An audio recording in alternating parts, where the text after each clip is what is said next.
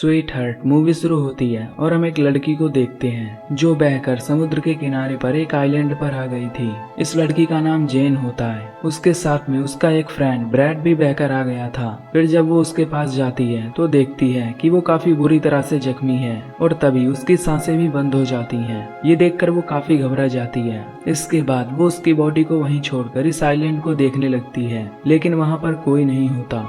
वो आइलैंड पूरा सुनसान था, यानी कि अब वो वहाँ पर फंस चुकी थी। फिर जब वो आइलैंड के कुछ अंदर जाती है तो तभी वहाँ पर उसे एक थैला मिलता है जिसमें उसे लेडीज पर्स और कुछ बच्चों के सामान मिलते हैं। तभी उसे उसमें एक मेडिसिन भी मिलती है जिसमें 1994 की डेट लिखी हुई थी, जिससे जैन को पता चलता है कि बहुत सालों पहले यहाँ पर कोई रहता था। उसे उस सामान में से एक माचिस भी मिल जाता है जिसे वो अपने पास रख लेती है। इसके बाद जब वो समुद्र के किनारे पर जाती है तो उसे वहाँ पर एक गिरा हुआ बड़ा सा पेड़ दिखता है जिसमें एक बड़ा सा होल था। ये देखकर जैन को आइडिया आता है कि वो अपनी सेफ्टी के लिए इस होल का इस्तेमाल कर सकती है, जहाँ वो आराम से रात भी गुजार सकती है। इसके बाद अगली सुबह जब जैन उठती है तो वो समुद्र के किनारे देखती है जहाँ पर कई मछलियाँ आई थी। उनमें एक बेबी शार्क भी थी जिसका शरीर आधा खाया हुआ था। इसके बाद वो अपने खाने के लिए कुछ मछलियाँ ले लेती है। तभी जैन की नजर एक जगह पर जाती है जहाँ पर कुछ लोगों को दफनाया गया था।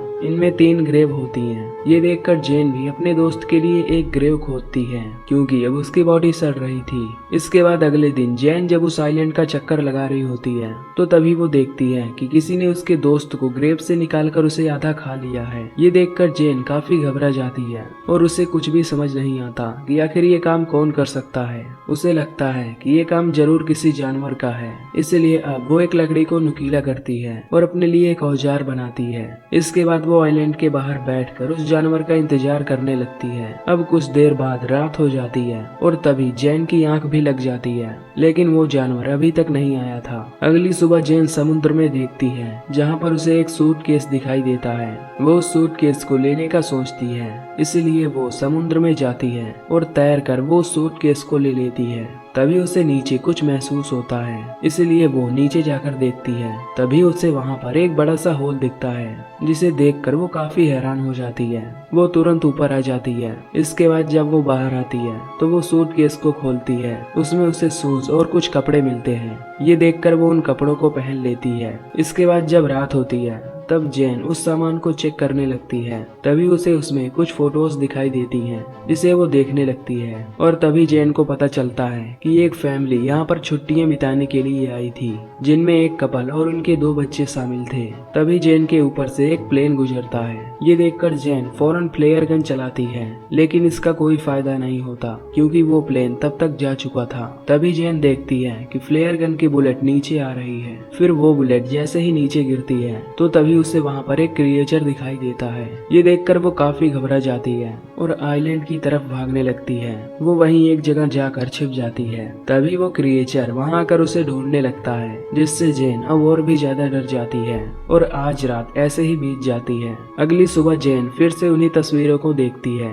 तभी वो एक फोटो के पीछे 2 चमकती हुई आंखों को नोटिस करती है, जिससे वो समझ जाती है कि ये वही क्रिएचर है जिसे उसने कल देखा था और शायद इसी ने उस फैमिली को मारा होगा। ये देखकर जैन अब इस आइलैंड से किसी तरह निकलना चाहती थी क्योंकि अब उसे काफी डर लगने लगा था। इसके बाद वो सूटकेस को खोलती है और उसमें एक लाइफ जैकेट डाल देती है ताकि वो उससे तैर कर यहाँ से निकल पाए। इसके बाद वो सूटकेस में बैठकर वहाँ से निकलने की कोशिश करती है, लेकिन तभी वो सूटकेस पलट जाता है, जिससे अब उसका ये प्लान भी फेल हो जाता है। अब फिर से वो उसी आइलैंड में आ जाती है, लेकिन अब उस क्रिएचर से बचने के लिए उसे कोई सेफ जगह चाहिए था। तो तभी उसे वो गिरा हुआ पेड़ दिखता है जिसमें एक बड़ा सा होल था और आज रात वो उसी में सोने का प्लान करती है। फिर जब रात होती है तब वो क्रिएचर फिर से वहाँ आ जाता है और उसे ये भी पता चल जाता है कि जैन उस पेड़ के होल में छिपी हुई है। तभी वो मॉन्स्टर उस पेड़ को तोड़ने की कोशिश करता है, लेकिन वो उसे तोड़ नहीं पाता और थक हार कर वहाँ से चला जाता है। अगली सुबह जैन उस पेड़ के होल से बाहर निकलती है। तभी वो देखती है कि उस क्रिएचर ने उस पेड़ पर कई वार किए थे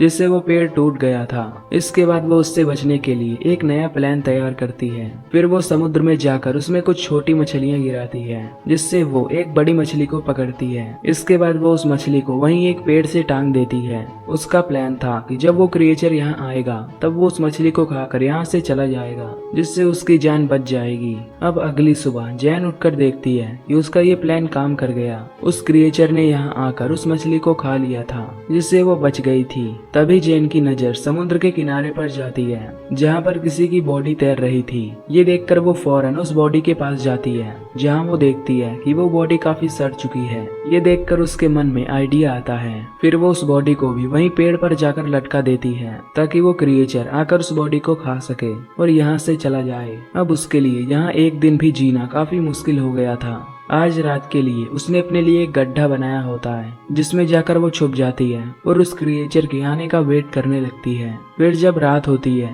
तो तभी वो क्रिएचर वहाँ पर आता है। जैन उस क्रिएचर को पहली बार देखती है। वो उसे देखकर काफी डर जाती है। तभी वो क्रिएचर उस बॉडी को खा जाता है। तभी जैन को अपने ऊपर से कुछ आवाजें आती हैं, इसलिए वो जैसे ही ऊपर देखने के लिए उठती है तो तभी उसे उस क्रिएचर के पैर दिखाई देते हैं। ये देखकर जैन काफी घबरा जाती है और खुद को शांत रखती है। अगली सुबह जैन जब उठती है तब वो अपने लिए एक सेफ जगह चाहती है। अब क्योंकि उसने उस क्रिएचर की हाइट देख ली थी तो वो अपने लिए एक झूला तैयार करती है, ताकि वो क्रिएचर उस तक ना पहुंच सके।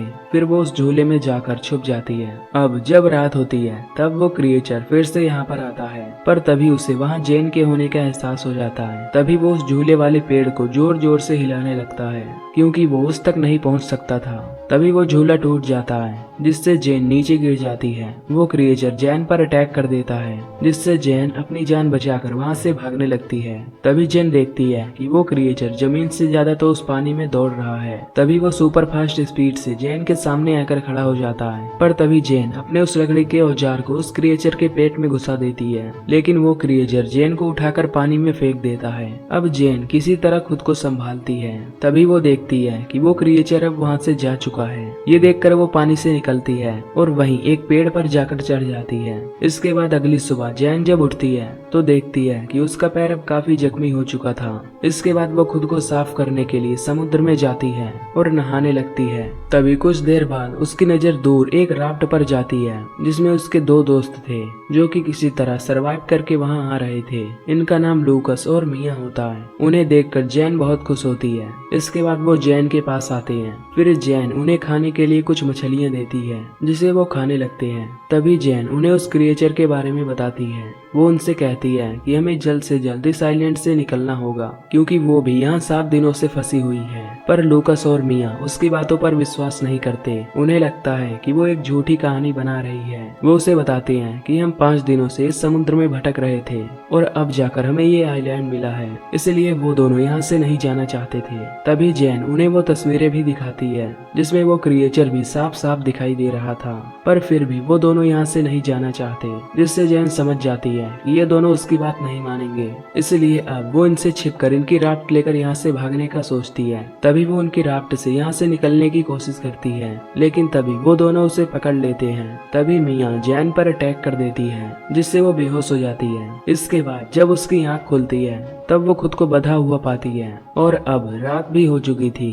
तभी वो लूकस को समझाकर खुद को खोलने के लिए कहती है, पर लूकस और मिया उसकी एक नहीं सुनते। इसके बाद मिया उस आइलैंड पर घूमने के लिए जाती है और लूकस वहीं जैन के पास ही रुकता है। इधर जब मिया वॉक कर रही होती है तो तभी वो क्रिएचर पानी से निकलकर उस पर अटैक कर देता है। उसकी चिल्लाने की आवाज सुनकर लूकस तुरंत वहाँ पर जाता है। वो क्रिएचर मिया को पानी में खींच लेता है और उसे मार डालता है। ये देखकर लूकस बहुत डर जाता है। वो भागकर एक पेड़ पर चढ़ जाता है। अब सुबह हो जाती है, लेकिन लूकस अभी भी उस पेड़ से नहीं उतरता, क्योंकि अब उसे जैन की बातों पर विश्वास हो गया था। ये देखकर जैन उसे समझाती है और बताती है कि वो क्रिएचर केवल रात में ही आता है। ये सुनकर लूकस की जान में जान आती है और वो उस पेड़ से नीचे उतरता है। इसके बाद जैन लूकस से कहती है कि हमें जल्द से जल्द इस आइलैंड से निकलना होगा। ये सुनकर अब लूकस भी तैयार हो जाता है, जिसके बाद ये अपने खाने के लिए कुछ मछलियाँ और कोकोनट भी ले लेते हैं। साथ ही वो उन सभी सामानों को लेते हैं, जिससे वो ज्यादा से ज्यादा उस समुद्र में में सरवाइव कर सके।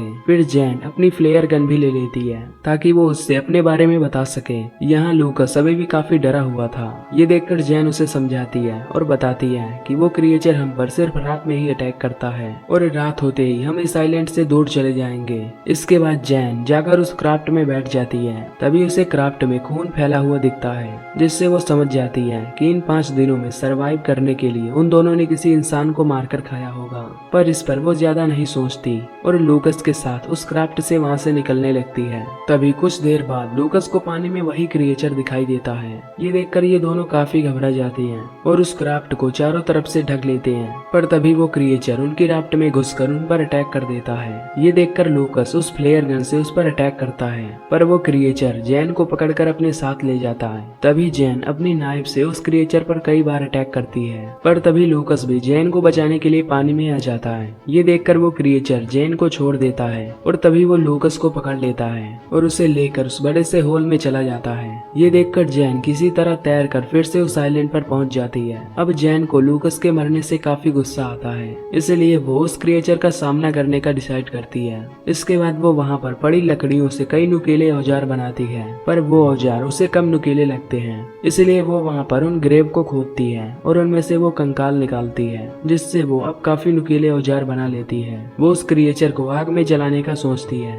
इसके बाद वो वहाँ पर पड़ी हुई सूखी झाड़ियों को इकट्ठा करती है और उनमें एक घेरा बनाती है। अब वो अपने ट्रैप को पूरी तरह तैयार कर लेती है। फिर कुछ देर बाद रात हो जाती है। तभी वो क्रिएचर वहाँ आता है और वो भी बिल्कुल उसी जगह पर जहाँ पर उसने ट्रैप लगाया होता है। तभी जैन चुपके से उन झाड़ियों में आग लगा देती है, जिससे अब वो क्रिएचर आग में फंस जाता है। तभी जैन अपनी उन नुकीले औजारों से उस क्रिएचर पर अटैक करने लगती है, जिससे अब वो क्रिएचर काफी घायल हो जाता है। लेकिन तभी वो क्रिएचर उसे पकड़ लेता है, पर जैन उस पर अटैक करके वहाँ से भागने लगती है। तभी वो क्रिएचर दौड़कर उसके सामने आ जाता है, लेकिन अब वो काफी जख्मी हो चुका था, इसलिए वो वहीं पर गिर जाता है। ये देखकर जैन उसे फिर से स्टैब करने लगती है और मारकर उसका गला काट देती है। इधर हम देखते हैं जहाँ पर उस जगह पर काफी आग लग गई थी, जिससे अब ये पूरा आइलैंड जलने वाला था।